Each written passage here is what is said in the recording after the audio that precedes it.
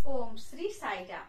परमाराध्य परम प्रेममय परम करुणामय भगवान बाबांक चरण कमल रे कोटि कोटि प्राणति जणे आरंभ करिबा भगवानकर किछि संदेश। भगवान आज आमको कौन संदेश देउछंती आसंत सुनिबा।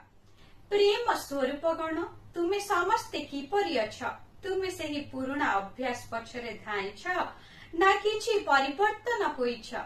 किछि महत भावना और आदर्श आहरण करिछ कि? तुमे स्वामी को देइथिबा कथा अनुसार जीवन यापन कर एवं साईंक द्वारा प्रदर्शित कुसुमित मार्ग रे आगे चल। उत्तम चिंता, उत्तम संकल्प और उत्तम आदर्शर सह जीवन यापन कर। साई तुमर हृदय स्थायी, साई तुमर इच्छा पूर्ण करंती, साई ही तुमर ताई, साई ही तुमर माता। शुभ सकाळ, आपणकर दिनटी मंगलमय हेउ। जय साईराम।